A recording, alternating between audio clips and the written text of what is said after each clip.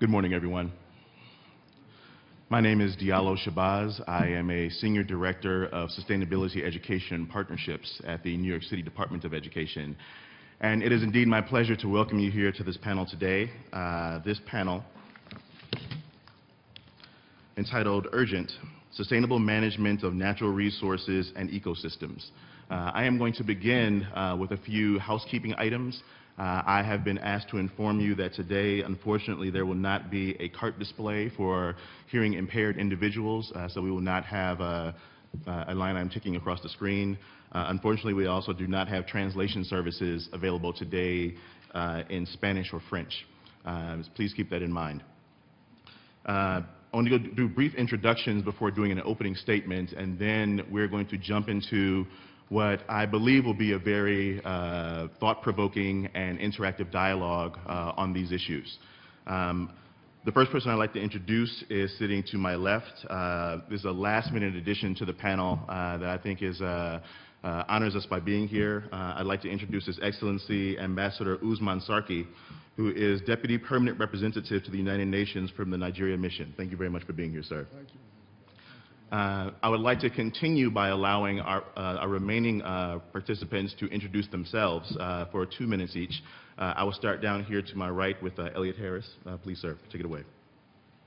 Thank you very much. Good morning, everybody. My name is Elliot Harris. I'm the Director of the New York Office of the United Nations Environment Program here in New York, and also the head of the Secretariat of the Environment Management Group of the United Nations. Thank you.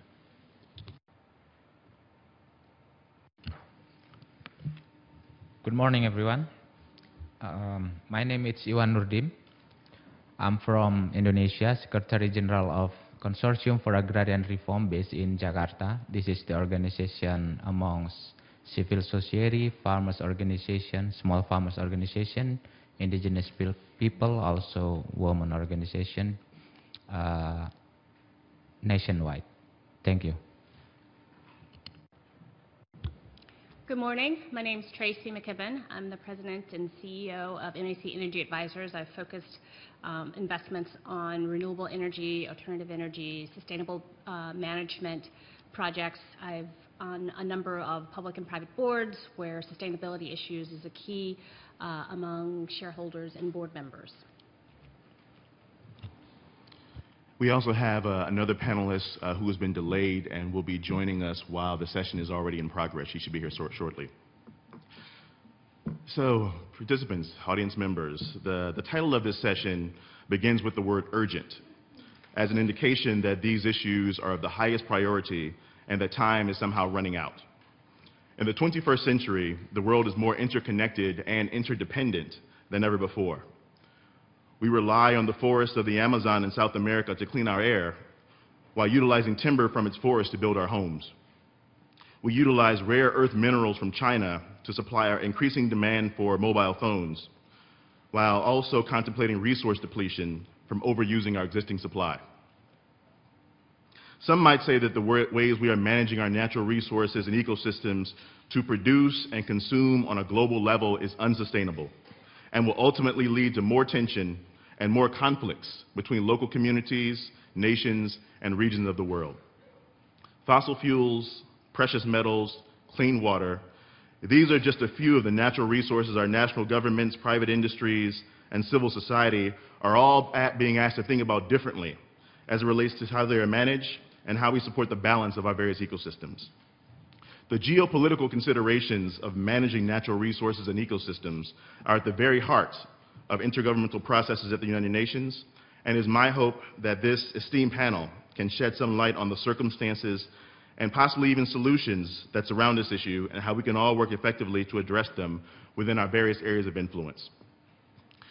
What we're going to do now is we've been provided a list of 4 questions that I'm going to pose to the panelists, and we'll have an opportunity to not only answer them, but also pose additional questions to other panelists. We hope that this will be an interactive dialogue.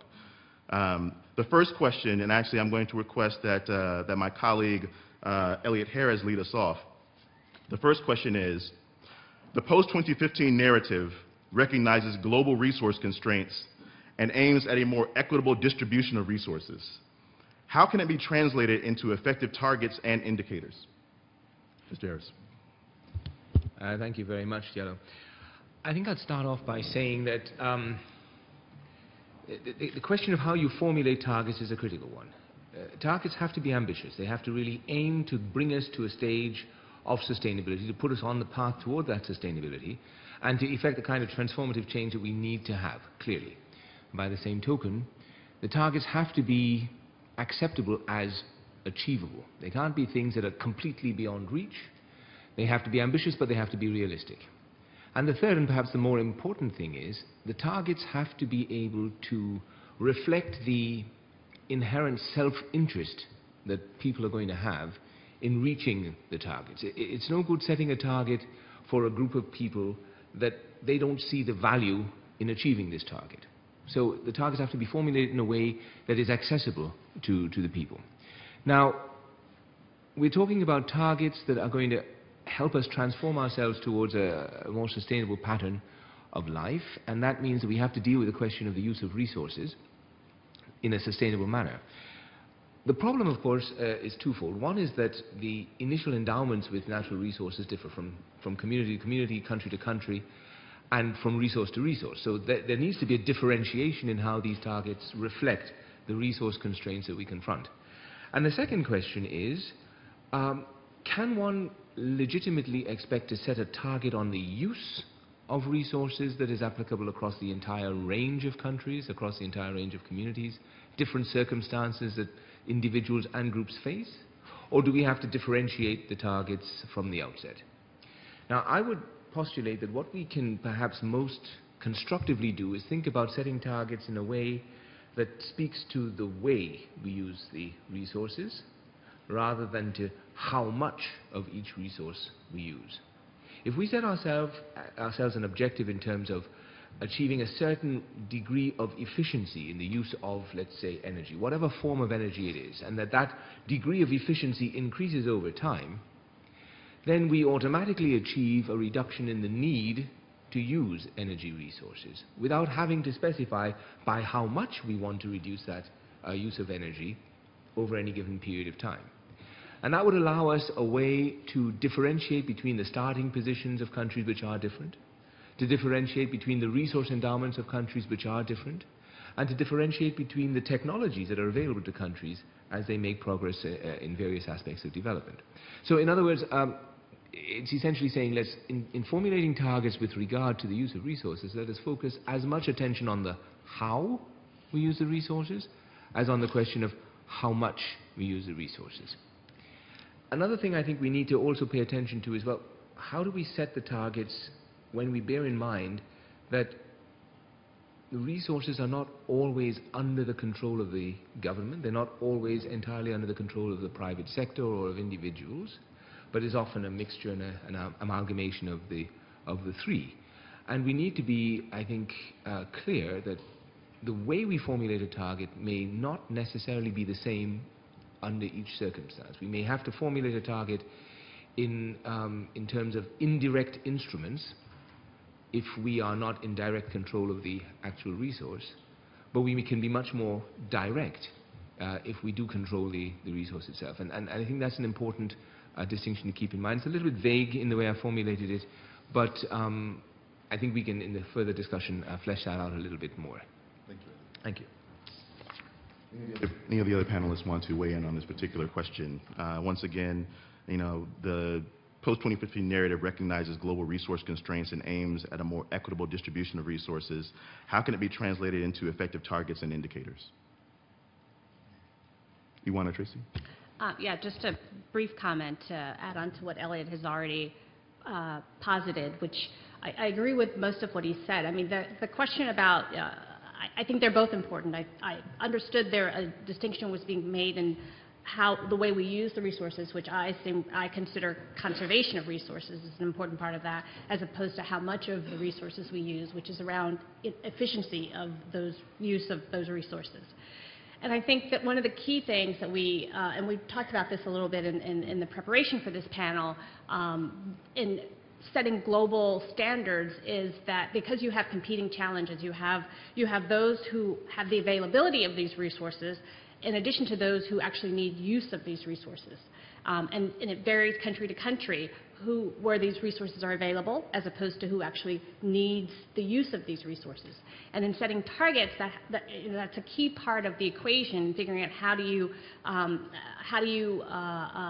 make it equitable in the distribution of these resources when you have countries that don't have the resources but need them, and countries that have them and also need them. And it's a challenge in figuring out, what's the equitable use, but I think in setting targets for the equitable use, you have to engage all of the stakeholders. And as Elliot pointed out, a lot of the times the resources are not controlled completely by governments. It's not controlled completely by the private sector. It can often be a combination of both. Which means you have to bring both of those stakeholders to the discussion in setting those targets. In addition to setting targets, there has to be a way to follow up on what happens if people aren't meeting those targets, and what do you do? What's the enforcement mechanisms for those targets? Otherwise, it's just setting targets for the sake of setting targets. And it will vary, again, because you have countries that have the resources and countries that don't have the resources, but all need the use of those resources. So that's, I think, an additional consideration in trying to set, what makes up the equitable distribution of these scarce resources.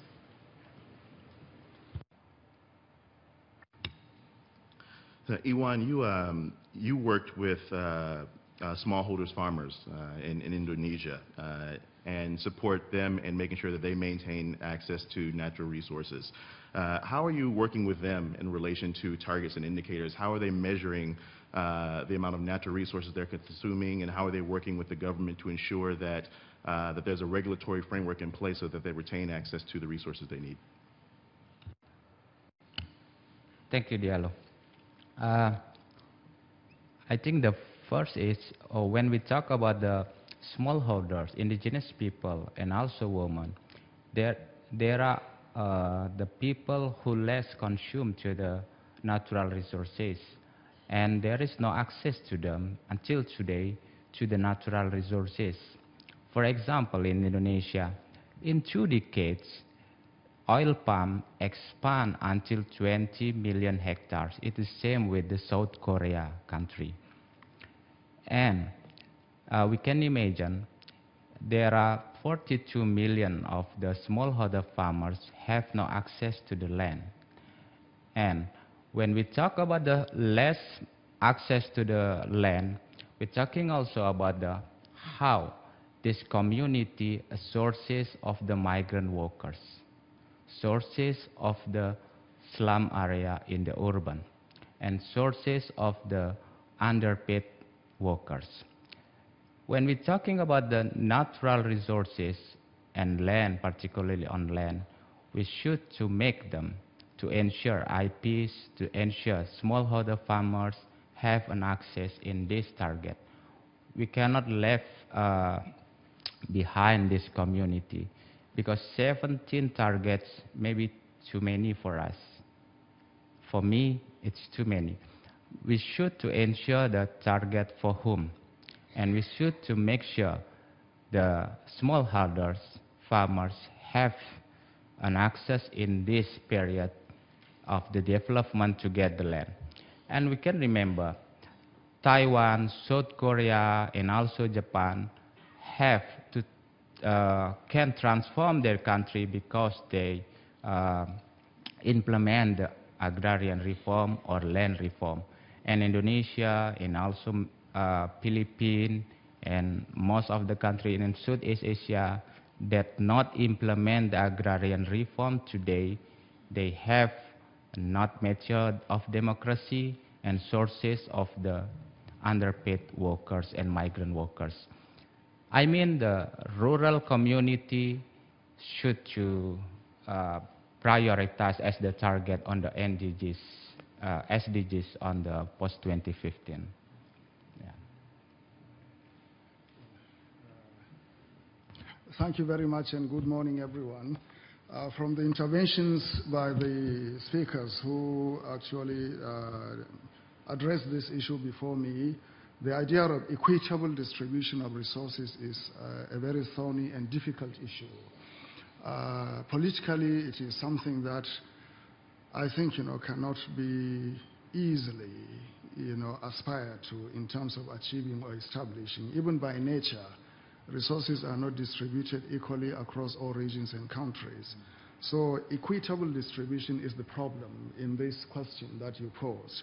Rather than equitable distribution, I would suggest that we should look at judicious access to resources, either at the national level, regional level, or globally. The variations in power equations in terms of access to capital and technology makes it very, very critical that the idea of access should be stressed in global discourse of development. Resource-rich and resource-poor countries are there, they are given in nature, and there is nothing we can do about it. But what we can do about it is how to access those resources and share them in terms of a beneficial way to address poverty, to address the concerns of peoples from indigenous peoples, minorities, women, people who don't have the power to project them and propel them towards acquiring those resources. It is important also for us to bring in the notion of proportionality. There should be proportionality between equitable access or distribution and then the availability of the resources themselves. Here, I would say that we should approach it at three levels. One, at the national level. It is a given paradigm that there are disequilibrium and distortions even at national level in terms of access to resources. Like you stressed, for smallholder farmers and poor farmers, the access to land is very difficult. And in the developing countries, access to capital, even at the national level, to set up small and medium enterprises and farms is a very difficult venture. Now, at the regional level also, you need to address this idea of access and judicious distribution of resource. And then globally, one of the big issues today that we are dealing with is the global disequilibrium and disparity in terms of access to wealth and to resources.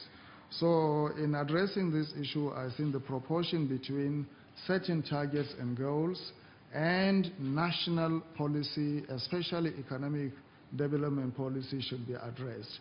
Mr. Harris addressed himself to the issue of energy, for instance.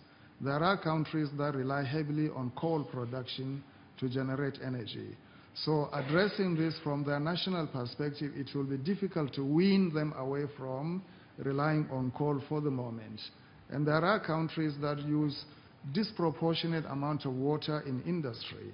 And to tell them to reduce that will affect productivity and output and employment and capital generation and the overall picture of the GDP in those countries. So proportionality applies here, and national and regional priorities should be taken into consideration. Thank you. Thank you.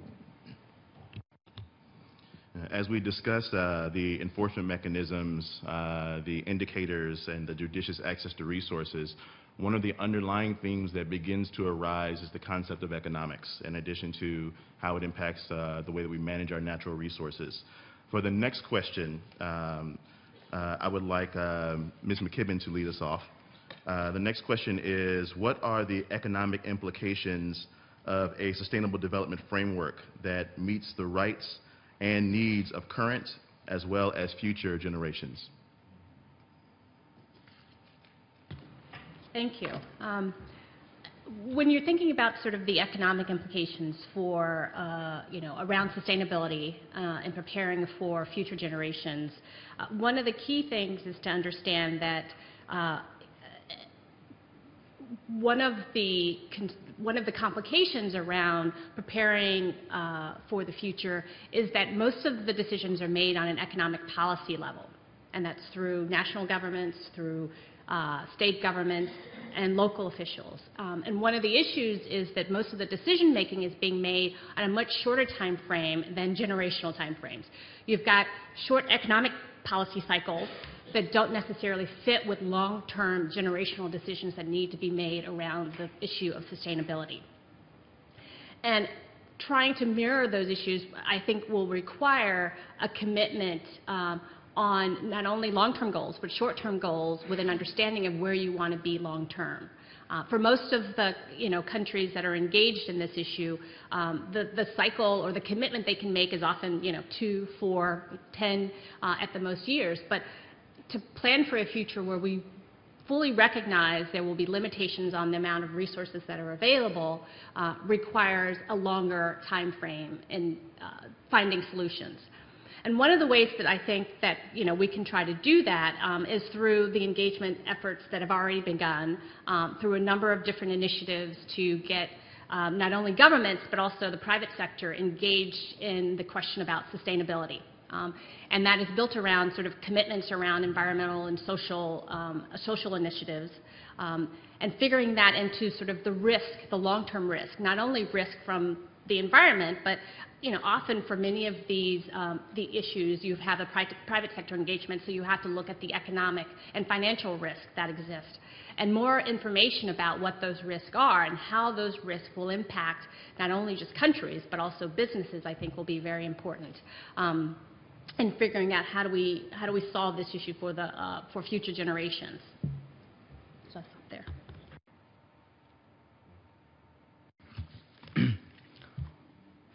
For me, in my experience, the economic implication today, most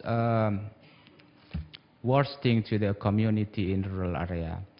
I can say, day by day, we can facing most of the land grabbing in the rural area because the policy on economic, because the land and natural resources on economic policy, it's accommodate, it's provide for the big company rather than to the community.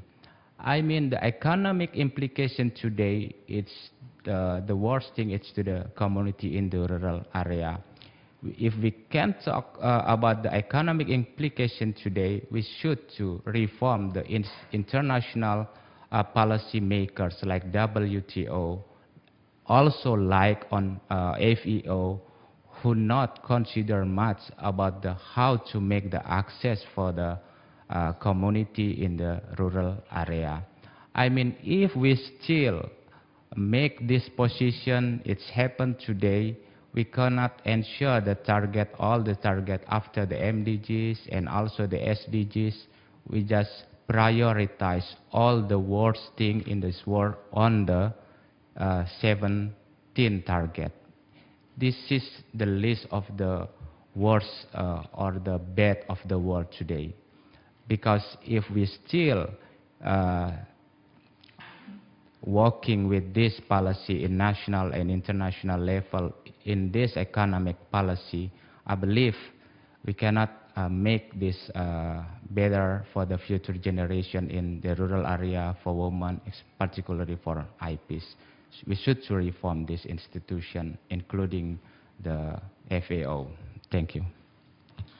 We're going to continue this question with our other two panelists. I just want to throw something out there really quickly. Both of the panelists thus far in answering this question, Iwan and Tracy, have talked about a long-term view, in terms of the economic implications, what is reasonable to manage for future generations. But what about the short-term view? How do we deal with greed? How do we deal with the fact that many individuals, many companies, many governments want as much as they can get right now? It's something that would say it's a part of human nature. There's an old quote that says that people often spend time buying things they don't need with money they don't have to impress people they don't like.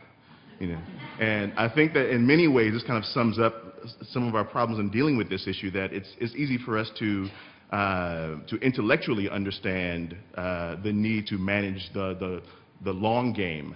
But when we're talking about targets and indicators and strategies, how do we make sure that we address what's happening right now in terms of inequality and inequity? I want to continue this conversation with this question about the economic implications of a sustainable development framework that meets the rights and needs of current as well as future generations with the other two panelists. Do you have any other comments you'd like to make? Thank you. I'm going to perhaps go out on a limb here and say that if development is sustainable, if growth, if economic activity is sustainable, that takes care of the future generations, because the two are interlinked. You cannot address the future unless you deal with sustainability today. And if you have solved the sustainability problem, then you have already started to address the future requirements or the requirements of future generations. I agree entirely with what Tracy said. The problem that we face is that we have far too short-term a horizon in all of our economic activities. We don't think in sufficiently long terms. But perhaps the way to handle that is to recast the debate. We all want to enjoy higher levels of prosperity and well-being. And we want to do that continually into the future. We don't want to take breaks, we don't want to stop, we don't want to come back to it. We want to continue to improve our standards of living. And the only way we will be able to do that is to anticipate the changes in the world around us. We have to plan for them, and that's what every successful business does. They may not do it over a 50-year horizon, but they certainly do it over a 10-year horizon. I don't think it's even necessary for governments to plan economic policy over 50 years. I don't think anybody is capable of doing that. But if you have a general consensus around the objective, which is to maintain the improvement in the standards of living in all of the various dimensions over time, then by implication you have to start looking at what that entails. Now, if you start looking at what that entails, you have to pay attention to some of the limits that will impose themselves, including the limits of natural resources. And that means you have to start planning for reducing the total amount of these natural resources that you use, especially in cases where they're exhaustible and not renewable. You have to shift over towards the use of renewable resources in place of exhaustible resources.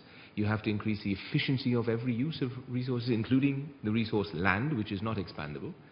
And that is something that will result from a greater orientation toward maintaining the improvement in standards of living going forward, standards of living in an inclusive way for all citizens, not just for some.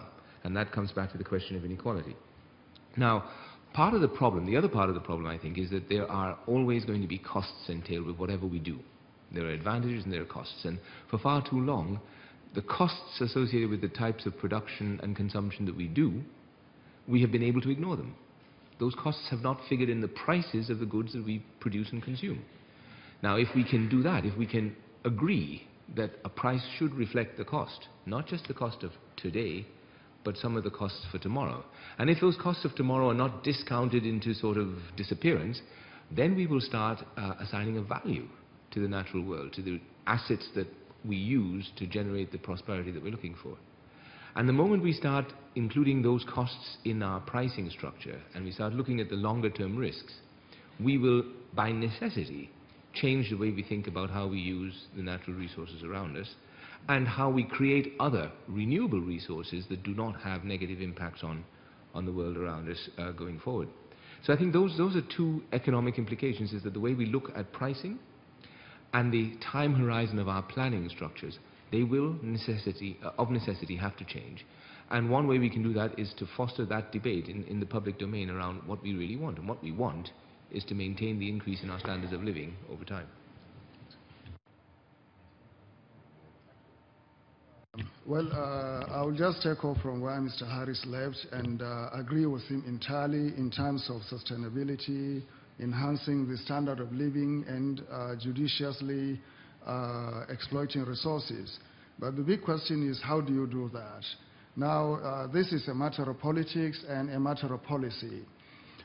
In the early 80s, for instance, a lot of the developing countries were compelled, literally, by the International Monetary Fund and other multilateral agencies to adopt what they call structural adjustment policies.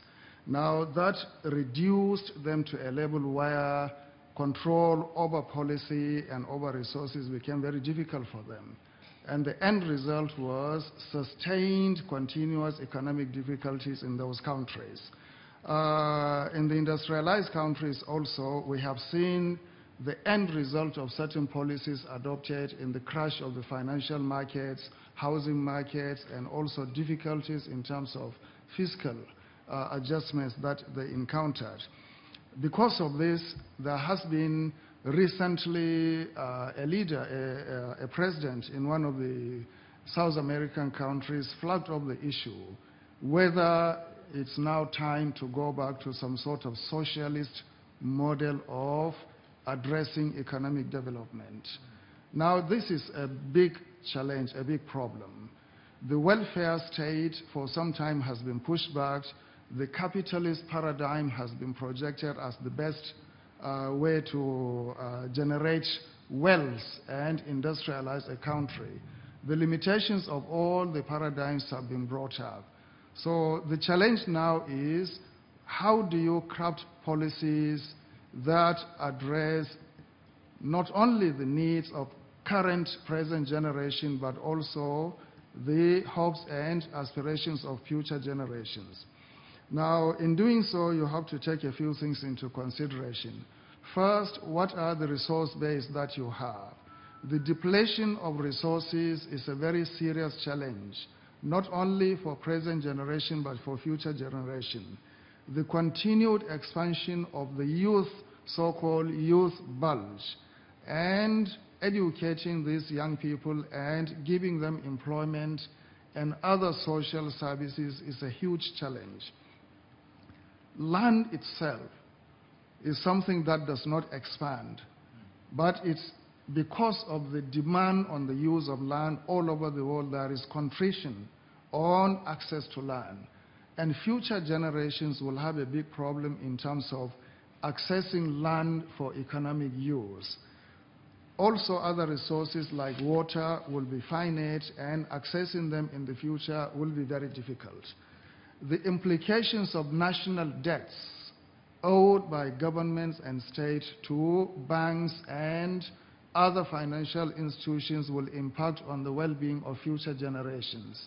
We have seen recently how a Latin American country encountered a very big political problem in terms of its debt restructuring. And we were shown some graphs here, maybe in this very room, by the ministers of that country, that the debts continued in the 19th century into the 20th century, and today in the 21st century, they are grappling with that debt.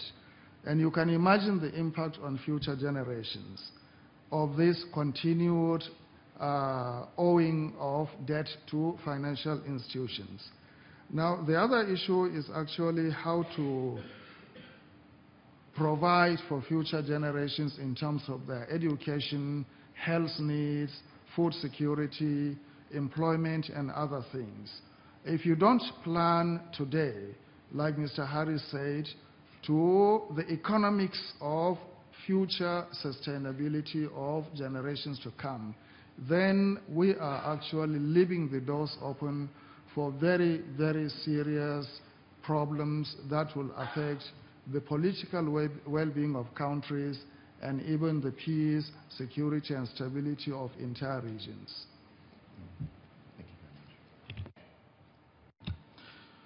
For our next question, I think this is a perfect segue, as the ambassador was discussing debt restructuring, how governments provide for their citizens, and one of the elements of this next question is about, how citizens help to provide for, can be empowered to provide for themselves. The question is, where do sustainable consumption and production and decent work intersect? And what partnership could best champion ways to populate the intersections?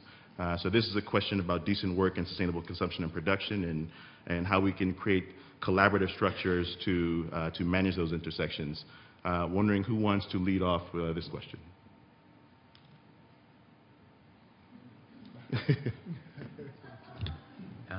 If I had the answer to that, I would have a Nobel Prize.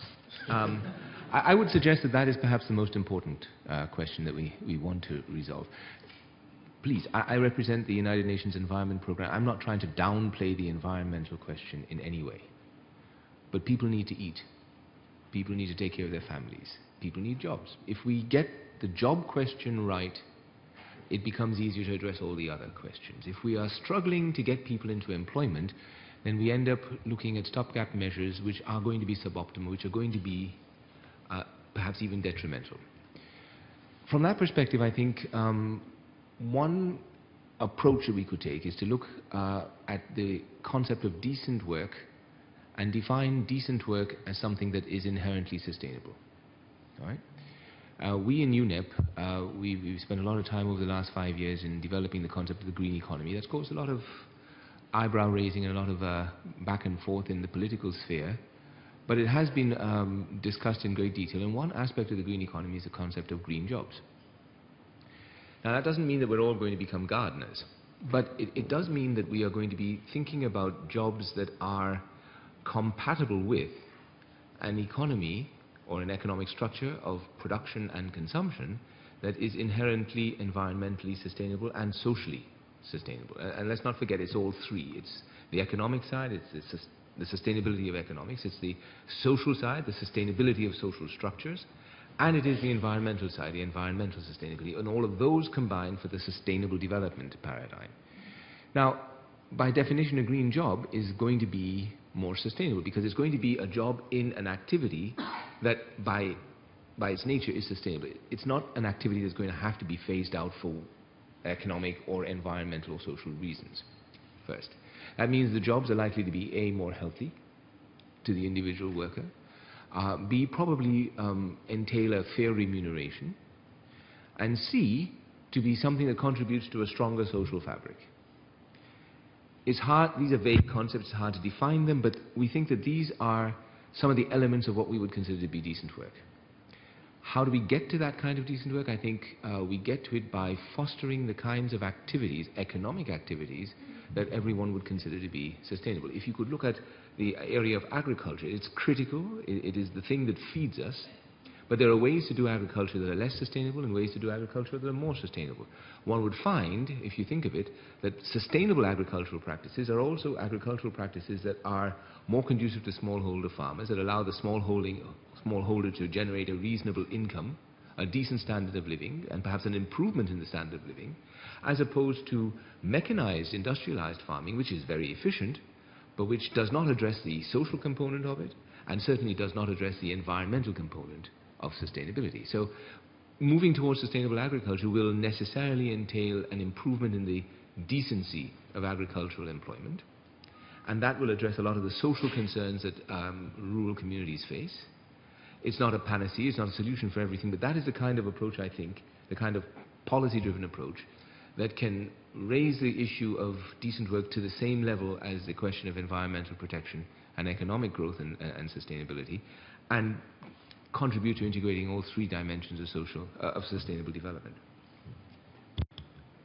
Just a brief comment.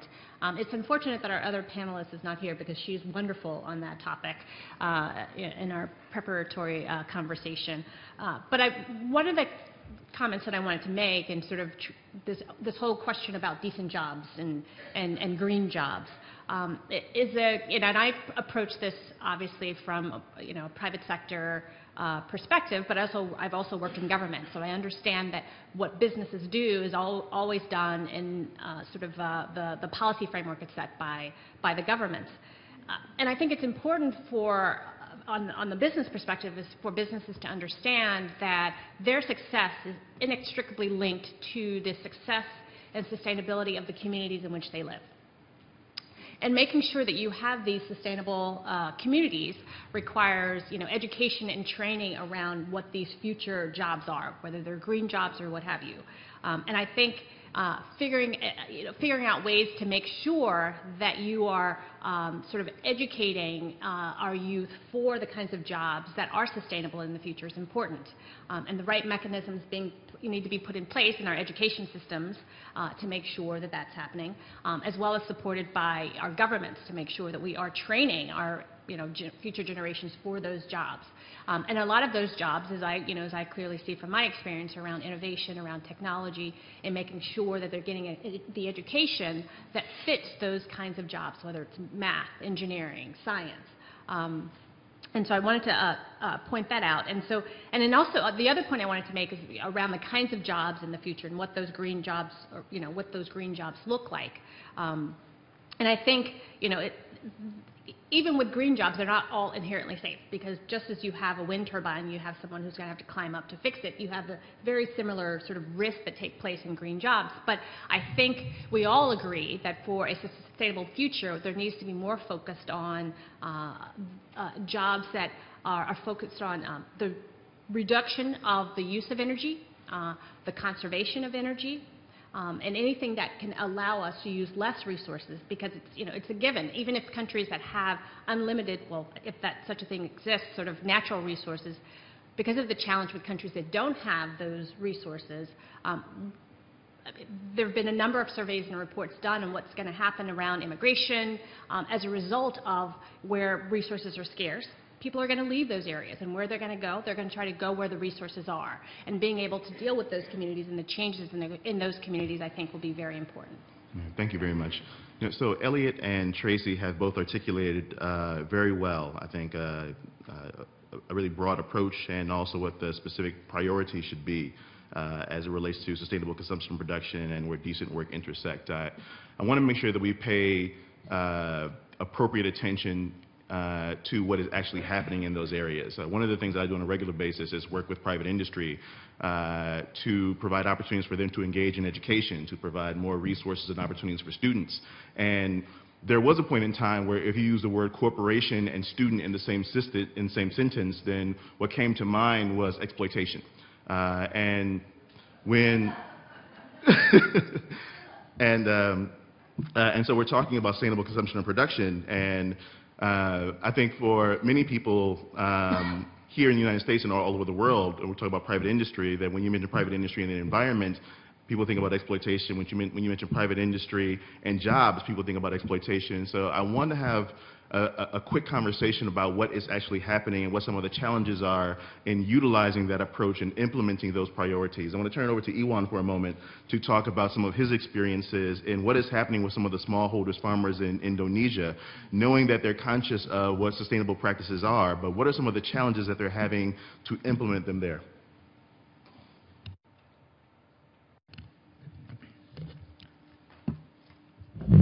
Thank you.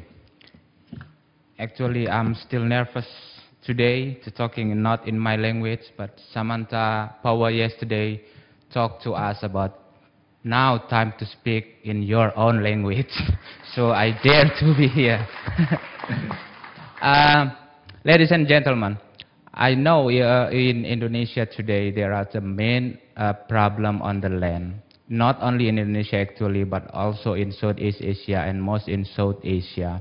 The first is about the inequality about the land ownership and control. And the second thing, it's about the land conflicts. Land conflict is happening in all of in Asia because the grabber one came, talk to the government and talk to the society, they will create the job. But they not count how many jobs lost because they came in, because they grabbed the land. And the other one, it's the environmental degradation. I mean, this is still happening today, but because they live in very remote area, and because they should to say in urban area, and it's very expensive to share this and to catch their voices, I can say this is the group of the invisible group on the development planning and the implementation process. I want to make this make the interlink. In urban area, we should to raise the consciousness about when you saving the money, you make sure your bank is not invest for this grabber. When we're talking about the school in canteen area, we also talking about there are no school anymore consume oil palm or the product who decrease the environment. This is the simple interlink between us. Because you live in the very big country and live in Europe and live in USA, the bank from the USA, the bank from the European Union, that's the invest in Southeast Asia and South Asia to grab the land with collaborate with the local company.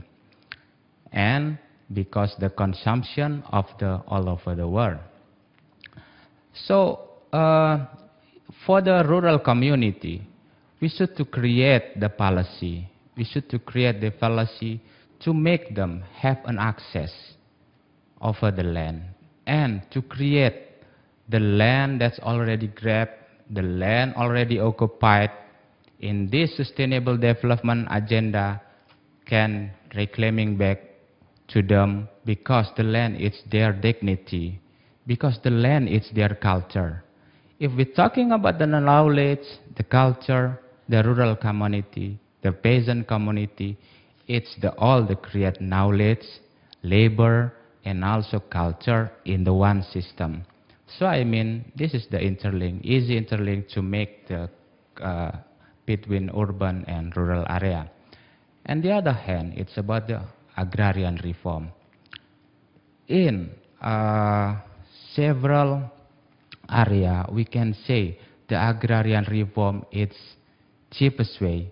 It's the simple way to create all over the rural community have an access to land and create a job and qualify their livelihood. So in every area on agrarian reform that's already done, they have the very good link between the industrial and the agriculture, between the urban and rural area.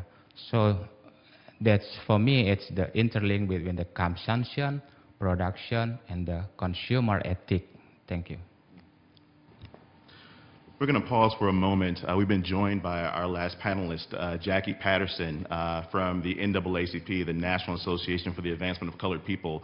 Jackie was a late addition to the panel.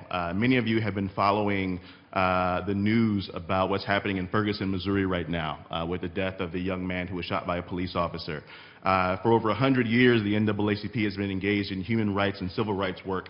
Last night, Jackie was working on that campaign. She flew down this morning to be here at this conference. Her flight was delayed, and when this session is over, she is leaving to jump back on the plane and go back down there. We know that the work that we do continues even though we're at conferences, but as the NAACP's Director of Climate and Energy Justice, we are happy to have her here, and this is actually a perfect time for you to jump in on this question. So Jackie, where do sustainable consumption and production and decent work intersect? And what type of partnerships do you think could best champion ways to populate the intersections? Thank you. Thank you. Yeah, so good morning still. Thank you so much. It's interesting actually, because this was actually a large topic of the conversation at the town hall meeting we had last night around Ferguson, was the issue around decent work and the availability of decent work for youth in urban areas and across the nation, and the disparities, or race-based disparities in the availability of decent work, and how that intersects also with folks' opportunity to be able to advance. I appreciate that question and its intersection with the very work that delayed me in getting here today.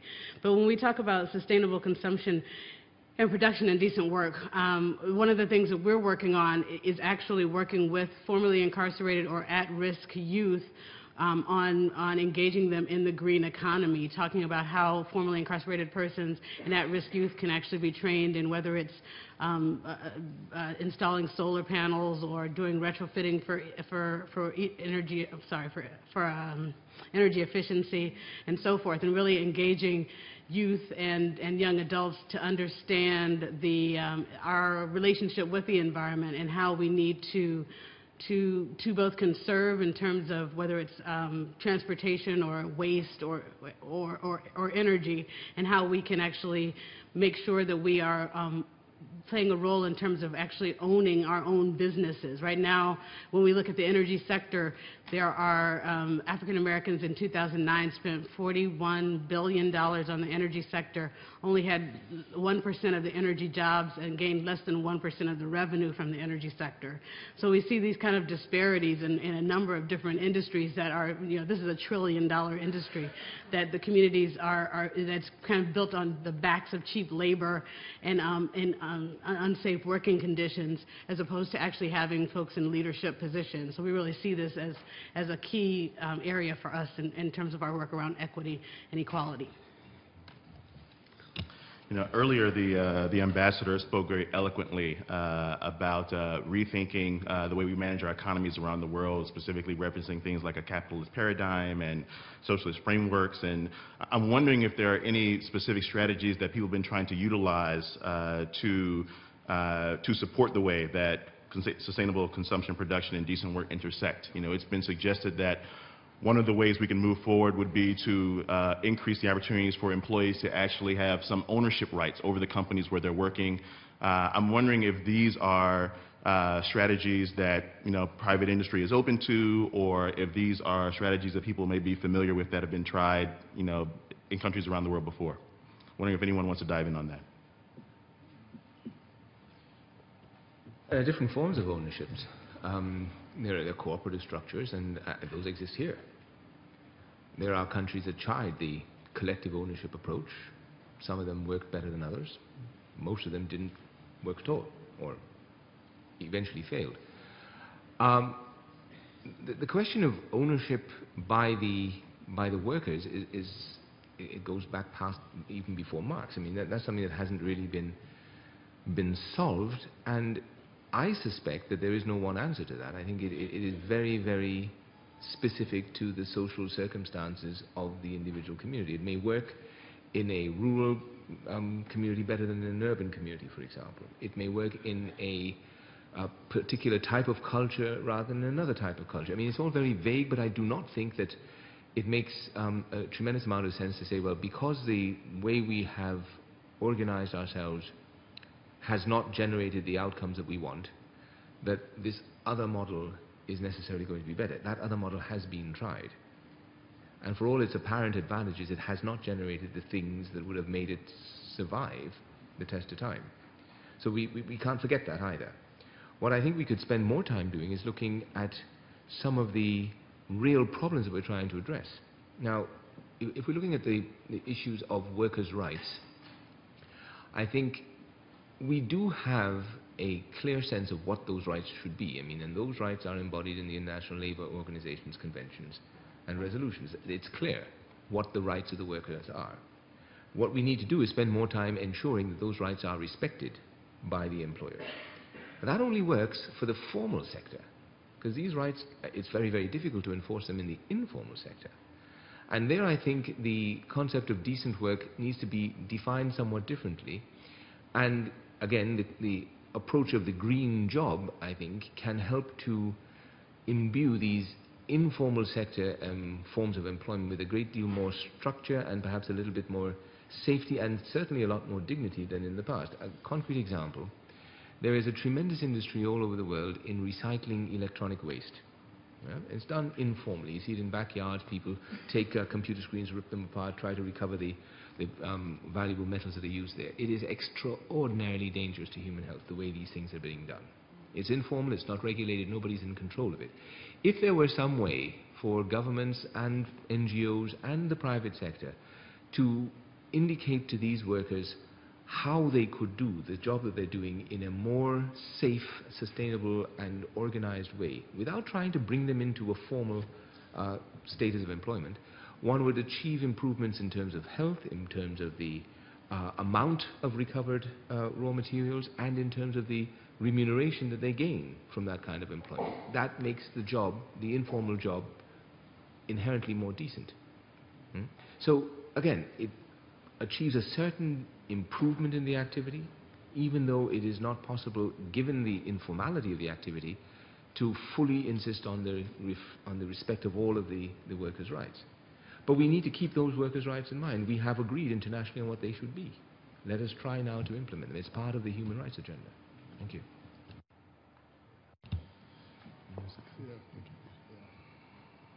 Thank you very much. Yes, human rights approach to the issue is very important. As you realize, for the last 10 or 15 years, the ILO has been defining the concept of decent work agenda. And the core of this agenda is equal pay for the number of hours a worker has put into production or workplace, and also safety and health in the workplace. But beyond that, I think it is we always come back to the political imperative of addressing the issue. Now, who defines what sustainability is in terms of consumption and production? Is it the state, the government, or is it the corporate body involved in the exploitation of resource and production of goods and services? An understanding of this has to be made in order not to veer off into generalization and even cliches in terms of sustainable consumption and production. We always say it, but we do not reduce it to the practical level of policy. Here, I think the onus falls upon governments, the state, within a particular national territory, to define and elaborate policy on sustainability, what it means by sustainable consumption and sustainable production based on local priorities. And then any actor, whether a mining company or logging company or agricultural company or energy company that comes to that country, will be given that these are our national policies on sustainable production and consumption. Abide by them and we will do business with you. If that is possible, elements of decent work can now be infused into such a policy. We always come back to the national level because that is where implementation of global development agendas must take place.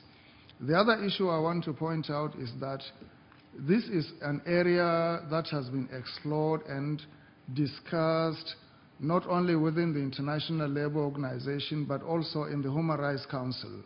Professor John Ruggie has done a groundbreaking job, very, very detailed and important work in terms of corporate responsibility or corporate activities at national levels and human rights implications of their activities, including employment and decent work. So when we discuss these issues, we have to elementize them at the level of policy and the intersection between policy and economic interests. And finally, in terms of sustainable consumption and production, we are speaking about this in relation to what? Is it in relation to the environment? Is it in relation to land? Is it in relation to profitability of a venture? Or in terms of the political correctness of the involvement of, let us say, a multinational corporation in a particular country? So sustainable production must be related to whether it is the impact it will have on the land, for instance, or on the water resources nearby, or in the atmosphere, or in terms of generating employment and income. So we have to be very exact in our defining in order to understand what we mean and to advocate policies. Thank you very much. I want to ensure that we have enough time to take a couple of rounds of questions. What we're going to do is I'm going to ask you to begin preparing your questions. There's a fourth question that they wanted us to ask here. I'm going to state that question, and I'm going to ask Tracy McKibben to actually give us an initial response, and then I would like to open the dialogue for the room for you to ask us questions for the speakers here. And if any of the other panelists would like to comment on your questions or on the fourth question here, then I'm going to request that they incorporate their answers during that section. So the last question is, what is the role of the private sector in promoting sustainable management of natural resources while preserving and protecting ecosystems? So the role of the private sector in promoting sustainable management of natural resources while preserving and protecting ecosystems. Tracy. Thank you. I'll just sort of capture this by saying, obviously, the private sector operates within a policy framework that's set by national governments. That being said, I think that one of the ways that corporations, and there are a number of initiatives that are out there to guide corporations around sustainability management. I mean, there's the Global Resource Initiative, there's the Carbon Disclosure Project, there's the Equator Principles, where the private sector agrees to disclose, environmental and social risk that's built into their business. And I think one way to do that, one way to make sure that there is this built-in that's embedded in the business model for most of these corporations is for there to be consequences when they don't live up to whatever the standard that's set.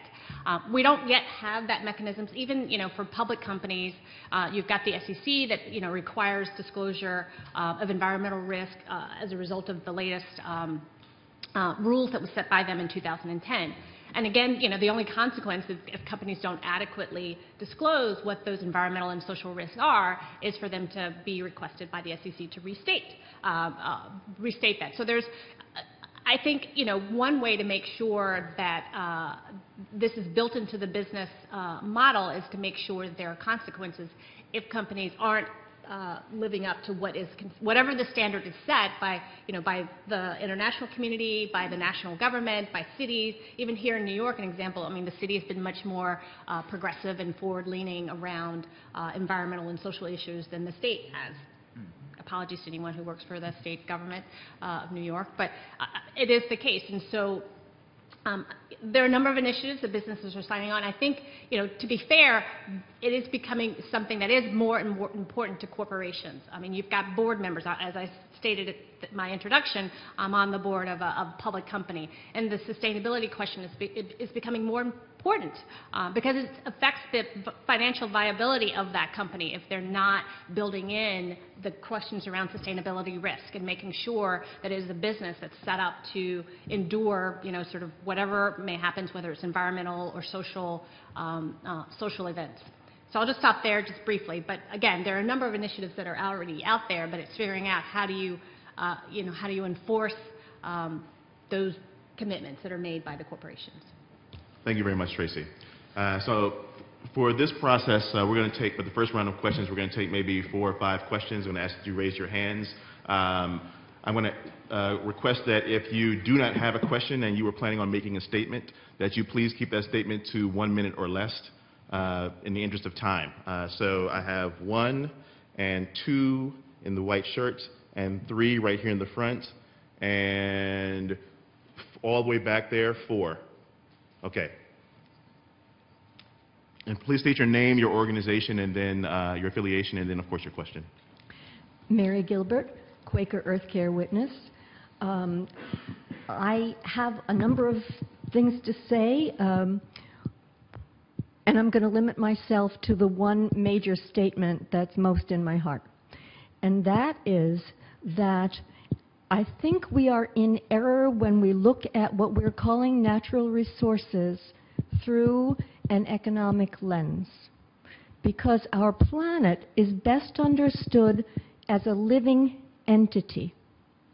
And that living entity has health or illness. And what we need to do is redefine our parameters, that's not the word I wanted, but what the hell,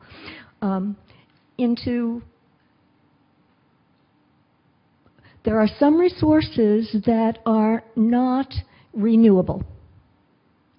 They are actually a subset of the health of the earth and should be considered a subset. It's not that there are resources and some are renewable.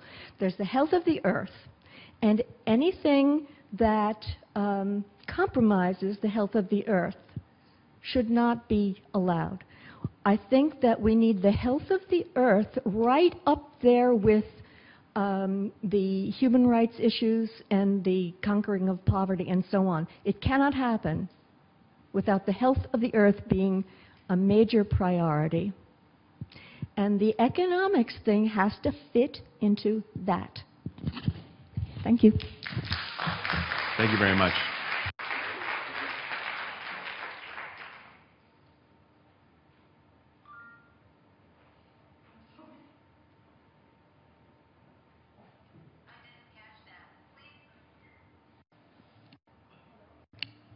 Hello, my name is Daniela Kivu Diallo. I am the representative of the National Council of Women of Canada. My question is, we are living in a globalized world.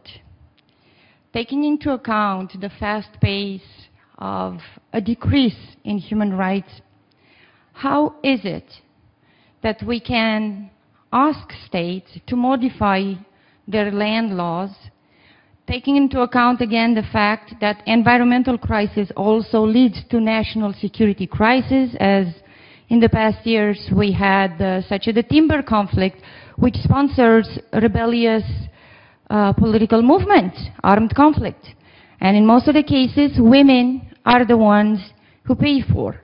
How can we ensure, how can the international community ensure, without interfering in the sovereign state decision-making process, that the environment, the issue of the environment is taken, treated accordingly, and the land laws modifies? Thank you. Thank you very much. Yes, my name is Ed Barry with the Sustainable World Initiative. Diallo, thank you for an excellent panel. I'd like to raise an issue here which has to do with sufficiency versus efficiency. And I guess I'd like to take issue with Mr. Harris's original comments and maybe start a dialogue, Elliot, on this subject. But fundamentally, the world, the human endeavor on the planet, the total global economic activity has become more efficient steadily over the last 5 decades. But we've also been progressively more unsustainable in terms of our overuse of natural resources. So efficiency, although critically important, is not the answer to creating a future sustainable world. I think the greatest shortcoming of the UN post-2015 human development process as it stands today is that our human development aspirations are not placed in context with the planet's supply of natural resources, and we've got to correct that.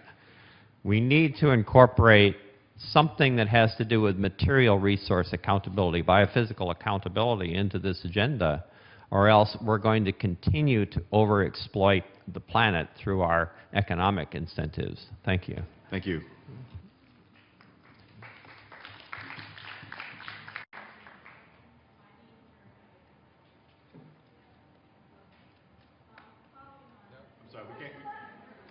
We can't hear you. Can someone turn your mic on so she could use her microphone? I'm being heard? Yeah. Following on Mr. Sarki's remarks, Mr. Nurdin, and possibly Mr. Harris, I'm wondering how you reconcile national governments' needs, especially in the global south, where all the oil and timber and mineral resources, much of it, resides. How you reconcile their needs, maybe their greed, with the sustainable use of those resources and the ability to keep them, because they do allow oil companies to come in, mineral companies to come in, because there's a lot of money. China's been coming into Africa now. Shell oil devastated Nigeria. Indonesian forests have been cut down. So how do you reconcile? It's bad enough that our country, you know, and our countries and people in the global north do this, but now the countries down there also are seeing the need to gain revenue by allowing these resources to be destroyed. So when you speak about a national policy, Mr. Sarki, I wonder whether your government has one and how that's working. Thank you very much for those questions. We are going to have the panelists begin to respond. Just to recap really quickly, and this is not a verbatim assessment of your questions, just a quick recap. We had a statement about how economic resources should not be looked at through an economic lens, and that we should instead focus on the health of the earth. We had a question about how in a globalized world, how can we ask states to modify land laws, also without taking into account the sovereignty issues. We had a statement made about sufficiency versus efficiency. And then we also had a question about how do you reconcile national government needs with the sustainable use of resources. And it sounded like there was an underpinning of making sure that trying to figure out how governments can sustain effective business practices and allow their own national industries to develop while still managing sustainable use of resources. So I'm going to turn over to the panelists to see who would like to begin responding first. Thanks. In response to the first question from Mary, I think you're quite right. I mean, none of that should be allowed. That's not the question. I think everybody understands it shouldn't be allowed. The question is, how do we get there? Because we can't say today we're going to stop using natural resources because it harms the earth. As if we did that, we'd have to leave this building, go outside and shout at each other. Right? So how do we effect that transition in as rapid a way as we can, in a way that's managed, such as not to disrupt lives too much? The disruption will happen. There's no way to avoid some disruption, but how can we do it in as acceptable a way as possible? Because don't forget, if we disrupt too much without sufficient preparation, people will reject it. It's been happening throughout human history. So the issue is effecting the transition towards the sustainability, not recognizing that there is a problem. We know that there is a problem. I'd like also to talk to the question of sufficiency versus efficiency. You're quite right. I mean, yeah, there have been constant gains in efficiency, and if the globe had stayed at the level of production that it was in 1984, we'd be using 20% of the resources that we used back then. It hasn't stayed there. It's grown exponentially, and there are actors on the global stage now that just weren't a factor 30 years ago.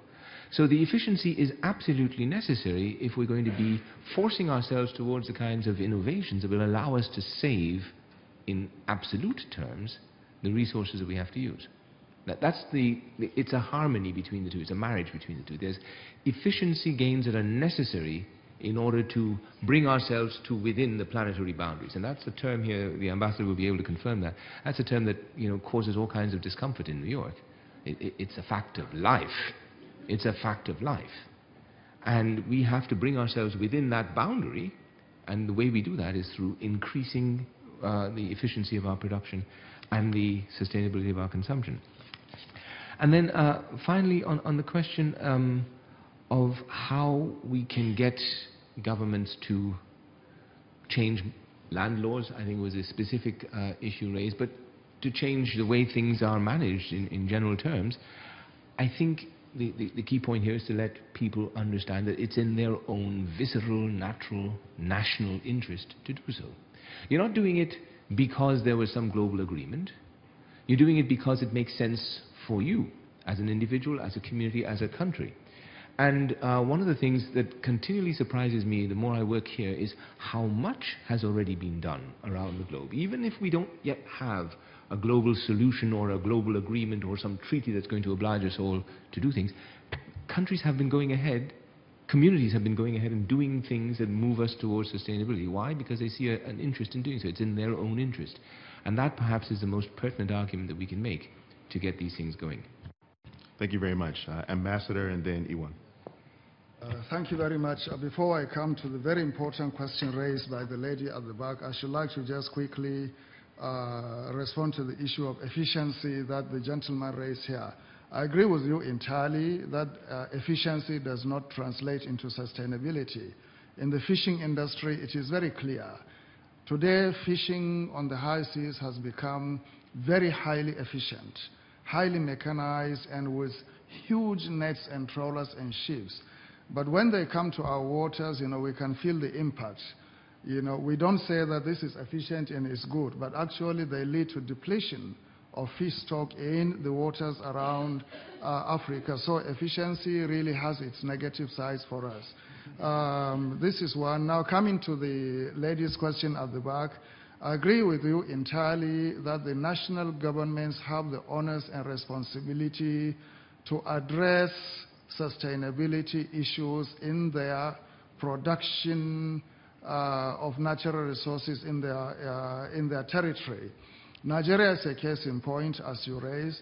We have had issues in the Niger Delta, two mainly: pollution occasioned by the release of crude oil into the waters, the creeks and the delta areas, and also the flaring of gas, natural gas for some decades. The Federal Ministry of Environment and the Federal Environmental Protection Agency came up with mechanisms to address these issues, and a legislation was passed in the Nigerian Parliament based on the 1999 Constitution that actually addresses the protection of the environment and viable extraction of resource in the country. Because of those engagements and the establishment of the Niger Delta Development Commission, Shell Oil, the particular actor in the extraction of oil, has been engaged, in terms of addressing the shortcomings in their production and the security of their pipelines. After years of discussing and even litigations, they are now actually conscious of their responsibility and they are addressing the issue. And of recent, apart from deliberate and willful vandalization of pipelines, we have had very significantly reduced spillage of oil in the Niger Delta. In terms of the emission or the flaring of gas, Mr. Harris is a witness here. We have worked with the UNEP and other the oil companies to address the reduction of the flaring of natural gas, and we have received assurances that they will eliminate them. And indeed, they have been reduced to a very significant level, whereby today we can talk about maybe 20% or even less in terms of the amount of gas being flared. So step by step, significant improvement is being done, but we cannot rest on our oars and say we are satisfied. Governments must be requested or even obliged to address environmental issues in terms of balancing profits, economics, and sustainability. Thank you very much. Next, Iwan and then Jackie. I'm actually going to request that both of you keep your remarks relatively short so that we can squeeze in time for one more round of questions. Thank you. Talking about the new land laws that should to set up in this national level, I think when we're talking about the natural resources sustainability today in most of the country, they are lack in land governance system. Most of the country, like in Indonesia or Cambodia or some the similar country, there are so many laws that overlap each other. Land laws, forest law, mining law, oil and gas law, and overlap each other. And the second one is, this is meet with the rent seeker bureaucrat. So we can imagine if every institution have a right to give the license for the investor to take the land of the indigenous people or the smallholder farmers, and there are no coordinate between this institution. So the grabber one, it's easy to take land. So we need to develop the new land laws that's more interlinked between natural resources and land, and based on the land use planning. If the land use planning as a base and protecting, recognizing the rights for the people and access the land for the people, I think it's better for make the natural resources management.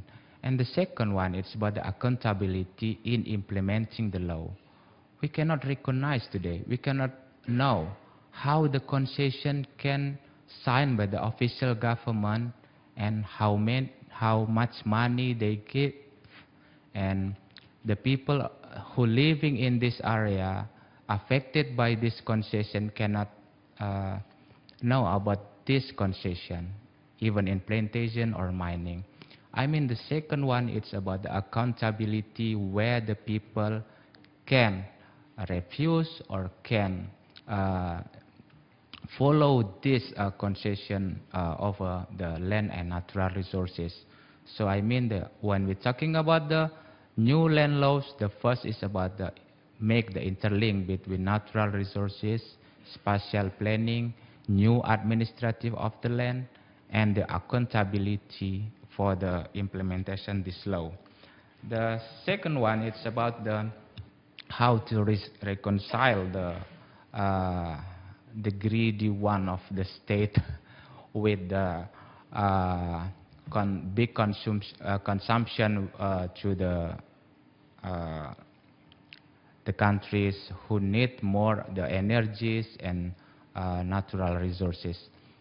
I think like in Indonesia, for example, the expansion of oil palm until 22 million hectares is for the consumption in China, in India, America, and also in European Union.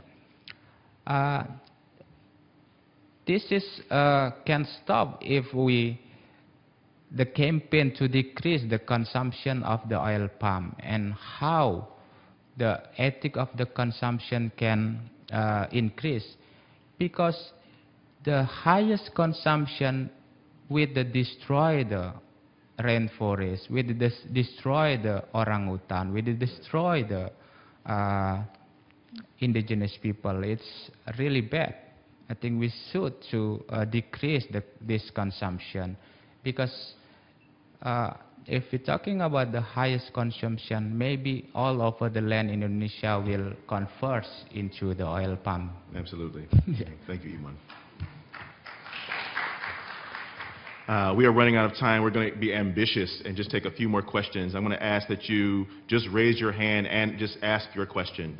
So I have one, I have two, and here in front, three. Go ahead. So, first. Thank you. Thank you for a very enriching discussion. I cavil at the idea of the definition of efficiency. It seems inefficient to me.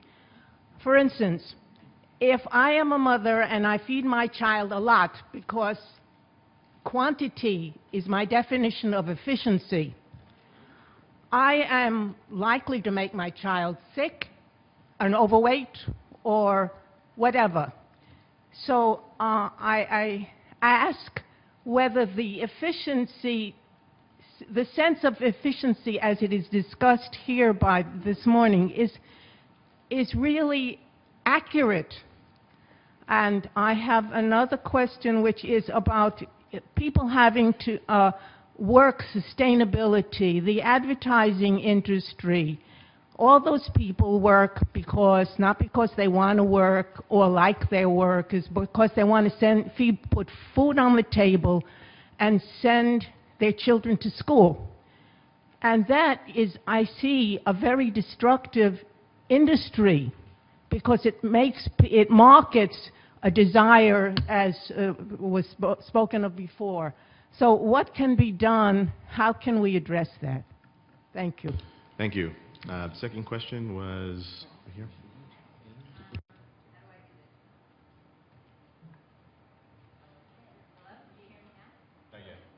No. Not yet. Now you can talk. Now. Okay, thank you. I'm representing PRIDE, Pacific Rim Institute of Development and Education, and also Friends of Matenwa, which works in Haiti. I wanted to say, well, I have two things to say. One, a very small example that we support in terms of changing people's attitudes around the environment is, yes, on the basis of everybody wants their children to go to school, many people cut down the trees so that they can pay for school, since they don't have pigs anymore to use as their piggy banks. But in our model, because we started to teach the children how to do organic gardening, then they could feed themselves and they didn't need to cut the trees down. They could start paying. I want to give you appropriate time to make your statement. So my question, I was listening to Elliot Harris, so in terms of are we supporting the school systems and thinking of these small examples so that that the average person with a small plot of land can think about feeding themselves? Because financial people tell me that no, it's easier and cheaper to buy food from overseas, but not if you don't have any money. Okay, thank you. Thank you. And the last question? Good morning. My name is Sid Chidiak, and I represent the World Lebanese Culture Union. My question is about the NGO. We've been coming to those meetings for the last years, year after year. We spend our own money to show up here to support what we're trying to achieve year after year. And we're talking about positive here. But the most important thing, I think, that the government itself, the corruption goes in the government. It's like for us as an NGO, how can we swim against a tsunami? Thank you. Thank you very much. Jackie, I'm going to let you respond first, and then I'll turn it over to the other panelists before we conclude. Okay. Yeah, so actually, I mean, on that last point, I was going to make a comment before and with regard to natural resources, and it ties to this whole notion of this kind of sham democracy that we're in. Certainly in the United States. Thank you. Certainly in the United States, we have this situation where we are valuing economics because our political system is run by moneyed interests, and so natural resources and human rights are at the very bottom, and economics are at the top of our agenda. And so, just giving two concrete examples around that. Just recently in May, we had our first ever law that regulates the amount of mining dust that happens in the coal mines. After 76,000 miners have died of black lung since 1968.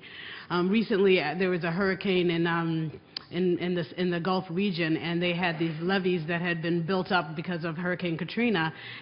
But one area that was a poor fisher folks area that had been inundated by Katrina and all these other disasters didn't have their levees built up. And when they were asked why they weren't built up, they said that each area is assigned a value according to points according to how much economic impact the disaster would have on that community. It had nothing to do with how many people were there or anything like that. And all of this is because, again, our system is just run by moneyed interests. So we go and we vote and so forth, but if we aren't taking money out of politics, we're going to continue to have decisions that are made on behalf of economic interests and not the interests of the natural world or human rights. So, thank you. Any other panelists before we conclude? Okay.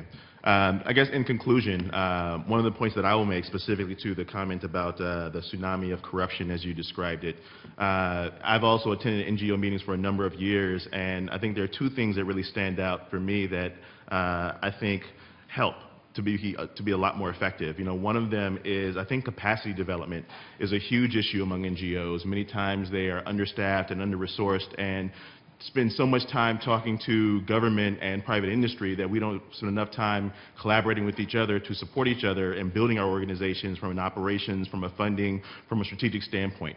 And so I think the capacity development among NGOs is a way to help us evolve our organizations to become much more effective. And another suggestion I would give is that it is challenging many times in working with governments to address these issues. I think that government is a big amorphous term, and that we should really try to identify allies who work within governments that are sympathetic to our issues and willing to work with us collaboratively. I was very pleased that the ambassador could join us here today. As for many of you who've been here at NGO conferences, you know that permanent representatives do not have to show up. And so the fact that they're here, I think, speaks volumes about their commitment. So thank you to him, and thank you to the rest of our panelists for putting on what I think was a very informative discussion. I hope that you all continue this conversation and that you utilize the comments here to inform your strategies moving forward. Thank you very much. Thank you, Mr.